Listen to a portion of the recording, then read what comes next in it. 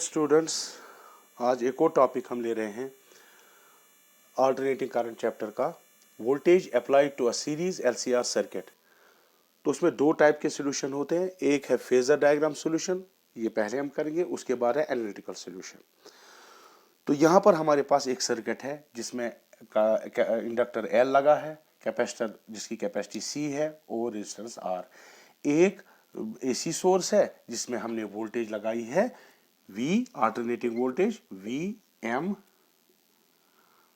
is its maximum value sin omega t। ठीक, इसको हम इक्वेशन मान, ये हमने इसमें अप्लाई कर दी। ठीक, assuming that at any time t the charge on the capacitor is q, यहां पर चार्ज q इस पर है। ठीक, now if the current at any instant is in this direction, इस डायरेक्शन में करंट एन, क्योंकि आपको पता है एसी चेंज करते रहते तो हम कहते हैं इस डायरेक्शन में।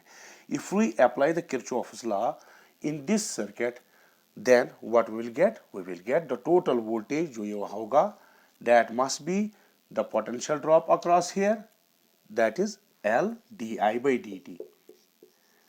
What is I? I is the instantaneous value of the current, plus the potential drop यहाँ जो होगा that is plus Q by C। क्यों? आपको पता है Q is equal to CV, ठीक है ना, where C is the capacitance। तो यहाँ पर इतना होगा, तो यहाँ कितना ड्रॉप होगा? L di by dt। यहाँ पर कितना पोटेंशियल ड्रॉप होगा इसके टर्मिनल्स के दरमियान? That is Q by C, Q by C plus यहाँ कितना होगा? That will B, if current अगर I जा रही है तो दैट विल बी IR। ठीक, सो प्लस IR। नाउ ये आपकी इक्वेशन नंबर 2 है। ठीक है, क्योंकि ये सीरीज सर्किट है, करंट जो होगी वो सेम होगी थ्रू आउट, क्योंकि सीरीज है सारी, जो यहां से करंट जाएगी वो यहां से जाएगी और यहां से जाएगी, तो current will be in same direction.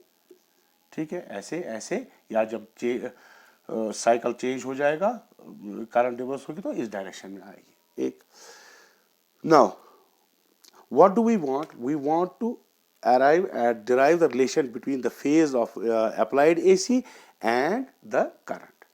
Let us suppose that at any instant the instantaneous value of the current I is equal to Im is the peak value, Im sin omega t plus phi. What is phi? Phi here is the phase difference between the source and the source voltage and the current। ठीक है ना, this is the phase difference। Okay, now phasor diagram के लिए आपको ये पता होना चाहिए कि we can represent voltage and current in terms of vectors whose vertical components give the instantaneous value of the current and voltages at that time। Okay, now when we apply the current here, then now current is in same direction, so we can write current by a current phasor like this। ये हम phasor diagram बनाएंगे, ये समझो ये current है at any instant t, तो इसको हम वेक्टर दिखाएंगे, वेक्टर से दिखा सकते हैं हम। नाउ वोल्टेज जो यहां पर दिखाएंगे VL। अब आपको पता है जो वोल्टेज करंट लैग्स वोल्टेज इन इंडक्टर सर्किट। ठीक है ना, देयरफॉर वोल्टेज लीड्स। ऐसे अगर हमने इसको लिया तो वोल्टेज यहां, अगर करंट ये डायरेक्शन, चूंकि है ही हमने माना ये डायरेक्शन, तो VL ये लीड करता है वोल्टेज। तो हम उसको, अगर ये करंट है तो हमने यहां आपको VL ये लिया आपको फेजर। ठीक है ना, VL फेजर इस डायरेक्शन में। ठीक है ना, तो ये जो एंगल है 90, तो चूंकि करंट लैग करती है, वोल्टेज लीड करता है बाय 90, सो हमने ये दिया। ऑल्सो इन दिस कैपेसिटर आपको पता है current leads while voltage lags, तो वो कैसे दिखाएंगे? देखो, करंट चूंकि डायरेक्शन हमें एक ही रखनी है तो करंट की डायरेक्शन यही रखेंगे, लेकिन ये लैग कैसे करेगा? ऐसे हम दिखाएंगे। सर चलो ये थोड़ा लंबा दिखाएंगे, दैट इज VC इस डायरेक्शन में, क्योंकि ये क्लॉकवाइज घूमता है, anti clockwise, so it is ahead of it. ठीक, तो ये पहले ही पहुंच गया, तो जब यहाँ देखिए अप हो गया तो इसको पॉजिटिव लेना चाहिए, और जब डाउन हो जाएगा तो इसको नेगेटिव, तो ये लैग करता है voltage because current leads in capacitor bye angle of 90। ठीक, तो ये हो गया हम, ये अगर 90 तो इसके करंट के साथ ये 90 बनाएगा। ठीक है, ये हो गया आपका VL फ्रीजर। ठीक है, नाउ इन दिस करंट भी सेम डायरेक्शन में और वोल्टेज लेट अस से VR फ्रीजर इस डायरेक्शन सेम डायरेक्शन में होगा। तो late us suppose this is, ये आपका VR है। ठीक, अब हमारे पास कितने वेक्टर हैं? अब हमारे पास पहले ये 3 वेक्टर हैं वोल्टेज के, VL, ये है VC कैपेसिटर, सॉरी। ठीक है, तो ये जो एंगल यहां पर है, ये यहां पर है क्योंकि करंट कितना एंगल बनाती है at any time omega t plus five. ठीक है, तो अब हमारे पास 3 वेक्टर्स हैं, एक तो VR इस डायरेक्शन में, VL इस डायरेक्शन में और VC इस डायरेक्शन में। तो 3 वेक्टरों का हमें रिजल्टेंट निकालना है। ये फेजर्स है, इनके हमें रिजल्टेंट निकालना है। तो रिजल्टेंट यहां पर हम निकालेंगे। तो यहां मैं इसका रिजल्टेंट दिखाऊंगा, आई विल रब इट।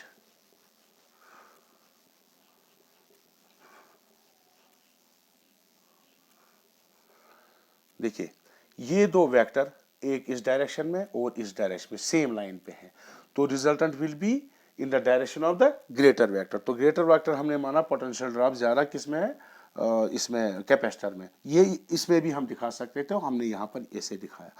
तो अब रिजल्टेंट कैसे निकलेगा इनका,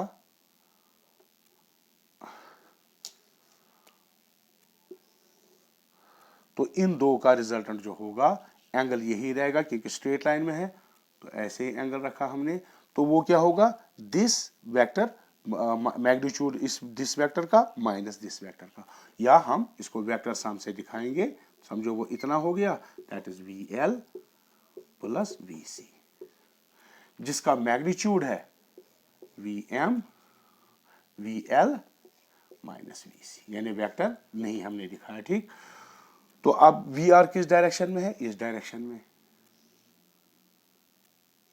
ये VR है। ठीक, फेजर। अब जो वोल्टेज है, रिजल्टेंट वोल्टेज, वो क्या होगी, जो हमने अप्लाई की थी, क्योंकि उसी की ये ड्रॉप है VL VC और VR किस में से निकालते हैं, V में से। तो V ऐसे होगा क्योंकि हमने क्या लिया था, V is equal to VM sine omega t, तो वो एंगल बनाएगा ओमेगा टी। अब करंट जो थी या वोल्टेज यहां पर जो VR में थी वो अहेड थी बाय 5, तो ये इतना क्या होगा 5। टोटल करंट इसी डायरेक्शन में थी, तो टोटल एंगल हो गया ओमेगा टी प्लस 5। तो ये क्या है आपका V। ठीक, अब इसका जो वर्टिकल कंपोनेंट यहां होगा ऐसे, वो कितना होगा, क्योंकि उसका मैग्नीट्यूड कितना होगा, VR जो करंट होगी यहां पर instantaneous IM will be equal to, उसका magnitude and amplitude will be this VR का amplitude, that is the vertical component of VR will be VR, vector नहीं दिखा है, उसका एम्पलीट्यूड IM इंटू रेजिस्टेंस कितनी है R। ठीक है, because V is equal to IR। इसका जो वर्टिकल ये कंपोनेंट देगा वो कितना होगा, वो होगा VL।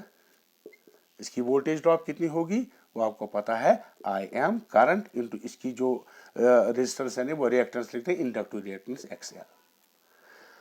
इसका जो है वो कितना होगा, इसकी जो एम्पलीट्यूड होगा that is VC, potential drop का magnitude, that is current through it, maximum current, that is the amplitude of the current into it is reactance XC। जैसे ओहम्स लॉ जैसे V is equal to IR वो हमने लगाया, क्योंकि इसकी reactance XL होती है, कैपेसिटर की रिएक्टेंस XC होती है। ठीक, now this can be also written as, यहां पर हम दिखाएंगे इसकी जो वोल्टेज इक्वेशन आएगी, तो वो क्या आएगी, देखिए टोटल ये क्या बनेगा, टोटल ये बनेगा, सो V जो हमने अप्लाई की थी वो बनेगा आपका potential drop VR plus VL plus VC, यानी जिस पे रेजिस्टेंस पे कितना पोटेंशियल ड्रॉप प्लस कंडक्टर पे इस इंडक्टेंस पे कितना पोटेंशियल ड्रॉप और कैपेसिटर पे कितना पोटेंशियल ड्रॉप, टोटल बनेगा जो हमने अप्लाई वोल्टेज की थी। ठीक, और that will be sum of जिसके वर्टिकल कंपोनेंट्स। अगर इसकी फेजर इक्वेशन लिखनी हो तो हम कैसे लिखेंगे, V is equal to VR plus VL plus VC। अब इसी को हम यहां पर लेंगे, देखिए ये हमारी वो अप्लाइड वोल्टेज, ये एक फेजर है, इन दो का फेजर ये क्या है, ये जो इन दो का जो फेजर है ये है, ठीक, और इसका वोल्टेज। अब ये दो वेक्टर है 1 2, उसका सम क्या आया ये, तो ये इसका इन तीनों का रिजल्टेंट है। तो रिजल्टेंट कैसे निकलेगा, हम क्या करेंगे, ए परपेंडिकुलर थोड़ा सा इसको लंबा कर देंगे, यहां से हम परपेंडिकुलर डाल देंगे, ठीक, ये आपका परपेंडिकुलर हो गया, ठीक। Now let us suppose this is O, A and B. Now ये क्या होगा, ये थोड़ा सा छोटा बना है क्योंकि ये ऐसे ऐसे, ठीक है, तो ऐसा इतना डिफरेंस आएगी। तो व्हाट विल बी दिस, ये होगा आपका इस side parallelogram law of vectors. तो अगर हम कौन सा ट्राइंगल लेंगे, ओ ए बी, तो इसका मैग्नीट्यूड कितना है, V L minus V C, तो ये क्या होगा आपका V L minus V C, ठीक है। Now from this right angle triangle O O A B, triangle O A B, this perpendicular. तो अब रिजल्टेंट, एक मिनट में रिजल्ट का मैग्नीट्यूड कैसे निकालेंगे हम। अब देखिए ये राइट एंगल ट्राइंगल है, तो ये इसका हाइपोटेन्यूज है, ठीक, वो क्या है आपका वेक्टर दिस, ये उसकी बेस है और ये परपेंडिकुलर है। तो हमें पाइथागोरस थ्योरम से क्या होगा, वो लगाएंगे हम, hypotenuse square is equal base square plus perpendicular square. तो इस डायग्राम को मैं यहां मिटा देता हूं, तो यहां लिखेंगे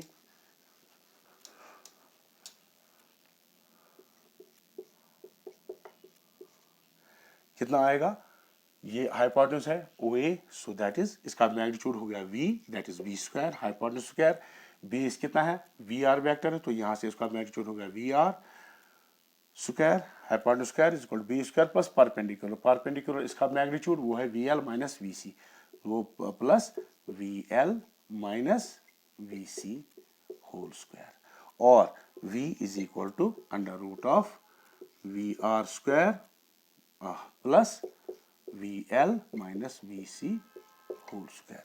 This is the resultant voltage. Okay. हमने अभी यहां पर देखा V किसके बराबर, VL किसके बराबर था, IMXL, VC is equal IMXC and VR is equal, तो इसमें सबस्टिट्यूट करेंगे ये वैल्यूज, तो हमें क्या होगा, V is equal to under root of IM square R square plus that will be IM X VC, यहाँ VC, क्योंकि VC हमने बड़ा दिखाया था, VC माइनस, यहाँ पर हम लिखेंगे VC माइनस VL, क्योंकि बड़ा हमने जो दिखाया था C, वरना कोई फर्क नहीं पड़ेगा। IM XC XL, sorry XC minus IM XC whole square. अब इसमें यहाँ I स्क्वायर कॉमन निकलेगा, अब I स्क्वायर तो I कॉमन निकलेगा, IM, ठीक, यहां पर जो लिखेंगे ये VM एम्पलीट्यूड, ठीक है, एम्पलीट्यूड, क्योंकि ये वेक्टर नहीं है, इंस्टेंटेनियस एम्पलीट्यूड है, तो आई निकलेगा बाहर, तो अंदर क्या रहेगा आपका R square plus X C square minus X L minus X C whole square, ठीक है, यहां तक आ गया ये। अब मैं इसको रैप करूंगा, आगे जाएंगे। नाउ इसको इस डायरेक्शन में लाएंगे, सो VM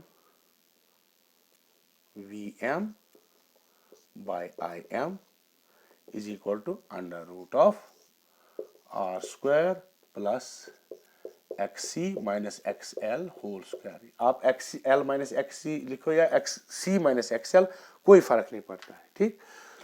तो अगर आप करोगे ओहम्स लॉ से इसको कंपेयर, तो voltage divide by current, that is the resistance. लेकिन अब रेजिस्टेंस किसकी है, इस सीरीज LCR सर्किट की, तो उस रेजिस्टेंस को हम लिखते हैं Z, ठीक, दैट इज इक्वल टू, तो VM बाई IM यहां इस सर्किट में। अगर खाली प्योर ये रेजिस्टिव होता तो VM बाई I, तो ये फिर R लिखते, ठीक।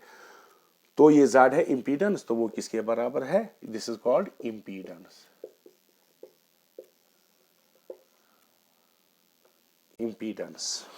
तो ये हम लिखा इंपीडेंस लिखी, तो Z किसके बराबर निकलेगा, Z is equal to under root of R square plus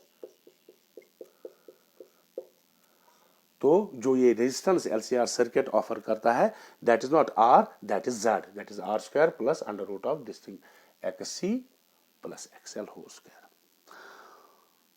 will move further, तो ये आप इसको स्क्रीनशॉट ले सकते हो, तो फर्दर मूव करेंगे। अब है आपको फेज निकालना है फाई, वो क्या यूज करेंगे हम, इम्पीडेंस ANCE, इम्पीडेंस ट्राइंगल अब बना लेंगे। देखिए ये आपका ये जो साइड है इस ट्राइंगल में मैं बनाता हूं ऐसे, इसी तरीके से ये आपका है VR, ये है V, ठीक,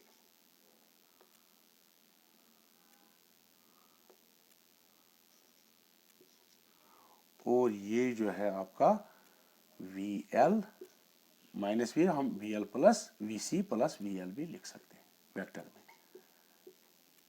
अब इसका मैग्नीट्यूड क्या है, अगर हम मैग्नीट्यूड ही लिखेंगे वेक्टर का मैग्नीट्यूड पूरा यहां से यहां तक OB हमने ये लिखा था, और ये इसका मैग्नीट्यूड क्या होगा वो हमने लिखा था IM/RM, तो ये जो यहां पर है हम इसको ऐसे भी लिख सकते हैं IM/RM मैग्नीट्यूड वाइज, ठीक है। तो इसको क्या लिख सकते हैं हम, ये हो गया आपका इसका मैग्नीट्यूड क्या है, वो है VC माइनस VL, तो वो क्या हो गया, वो हो गया आपका IMXC मैक्सिमम पूरा इसका, ठीक है ना, माइनस IMXL, ठीक है। तो इसका जो मैग्नीट्यूड होगा इसको मैं मैग्नीट्यूड से रिप्लेस करूंगा, ठीक, तो ये क्या बनेगा आपका IMXC माइनस IMXL, तो इसको हम यहां मिटा देते हैं। अब V किसके बराबर निकला हमें, ये है आपका ये जो करंट है दैट इज वो हो गया आपका VM आपका निकलेगा ZIM, दैट इज इसके बारे में अगर मैग्नीट्यूड लिखूं दैट इज ZMIM, ठीक। तो यहां अगर मैं कॉमन निकालूं IM, तो ये मैं इसको ऐसे भी लिख सकता हूं IMXC माइनस XL। तो अब हमने इसको वेक्टर से क्या किया, कन्वर्ट इनटू नॉन वेक्टर्स, ठीक है ना, यानी हमने उसमें मैग्नीट्यूड ही अप्लाई किया, यानी मैक्सिमम वैल्यू। तो ये एंगल कितना है फाई, ठीक है, ये क्या है परपेंडिकुलर, तो ये जो बना ट्रायंगल ये इंपीडेंस ट्रायंगल। क्यों, देखिए अगर हम इसमें से IM निकालेंगे, इसमें से भी IM निकालेंगे, क्योंकि कॉमन मल्टीप्लायर हमने निकाल दिया, ट्रायंगल में कोई फर्क नहीं पड़ेगा। वो कैसे मैं बताऊंगा, देखिए यहां पर अगर हमारे पास एक राइट एंगल ट्रायंगल है मिसाल के तौर पर, उसका साइड ये 4 है और ये 3 है, तो hypotenuse square plus base square ये कितना निकलेगा, ये निकलेगा आपका 5 हाइपोटेन्यूज। अगर मैंने अब इस साइड को दुगना कर दिया यानी 8 बना दिया, यानी 2 टाइम्स मैंने मल्टीप्लाई किया, तो ये कितना बनेगा, परपेंडिकुलर बनेगा आपका 6। तो हाइपोटेन्यूज कितना आना चाहिए, दुगना अगर 5 था तो 10 आना चाहिए। देखिए अब कितना आएगा, base square plus perpendicular that is 8 square plus 6 square, that is वो आ गया आपका हाइपोटेन्यूज, हाँ हाइपोटेन्यूज। तो वो कितना हाइपोटेन्यूज स्क्वायर कितना आएगा, दैट इज 64 36 100 और H will be equal to 10, तो ये कितना आ गया, ये भी दुगना हो गया। तो ट्रायंगल को अगर हम प्रोपोर्शनलिटी इंक्रीज करेंगे या प्रोपोर्शनलिटी डिक्रीज करेंगे, ट्रायंगल में कोई फर्क नहीं पड़ता है, उसकी प्रॉपर्टीज पे कोई फर्क नहीं पड़ता है। तो ये हम लिख सकते हैं, इस ट्रायंगल को हम कहते हैं इंपीडेंस ट्रायंगल, इंपीडेंस ट्रायंगल, ठीक है ना। तो इंपीडेंस यहां ZM नहीं Z, ठीक है, सॉरी यहां Z, ठीक है ना, RM को हम लिख सकते हैं R, ठीक, और XC एंड XL, ठीक है। तो ये आपका हो गया RM नहीं लिखेंगे R लिखेंगे। तो ये जो ट्रायंगल बना इसको कहते हैं दिस इंपीडेंस ट्रायंगल। तो अब हमें इसमें से क्या निकालना है, इसमें से हमें निकालना है वैल्यू ऑफ दिस फाई। तो यहां पर देखिए perpendicular from this triangle, perpendicular that is AB, that is XC minus XL divided by base. What is base? Base is this, ठीक है ना, R। ये क्या बन गया? Perpendicular divide by base, that is tan phi। ठीक है, तो tan phi is equal to XC by XL। ठीक है, इसको आप फर्दर भी ऐसे लिख सकते हैं, जैसे मैंने कॉमन निकाला था, आप इसको IM से मल्टीप्लाई कर सकते हैं, XC minus XL IM divide by IMR। यानी मैंने IM से मल्टीप्लाई किया, ऊपर भी नीचे भी।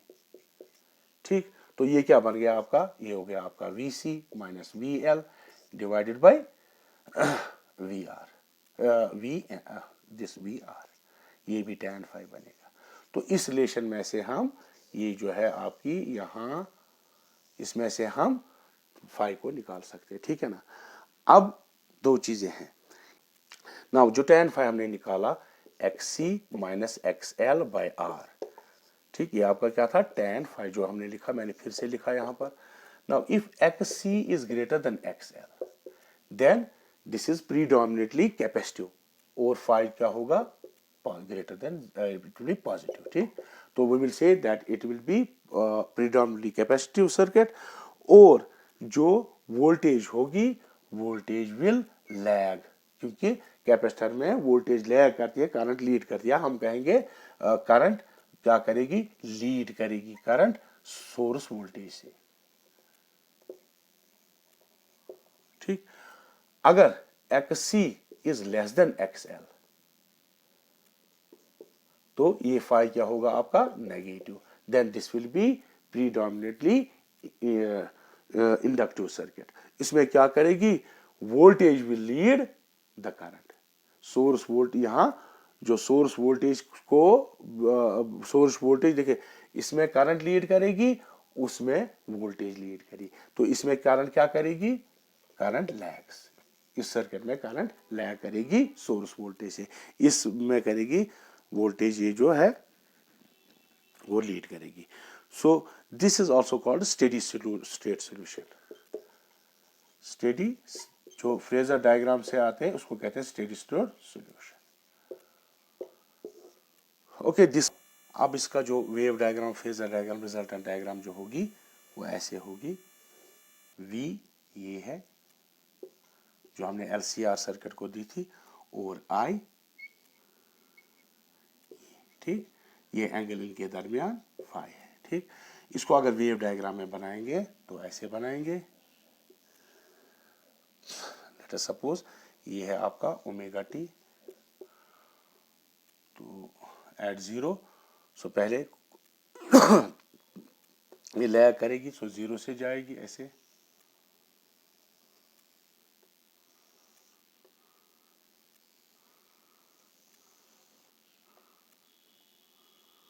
और करंट लीड करेगी, ये 0 से हमने ले लिया, तो करंट लीड करेगी बाय phi। ठीक है, ऐसे समझो। इसका पीक आ गई, फिर उसके बाद इसका ये कुछ ऐसे ग्राफ आएगा। ये जो डिफरेंस है, ये वोल्टेज है आपकी V is equal to V sine omega t, ये है आपकी I is equal to I M sine omega t plus phi। ठीक है, तो ये जो है आपका, ये आपका 5 फेज डिफरेंस है बिटवीन करंट एंड दिस। ठीक है।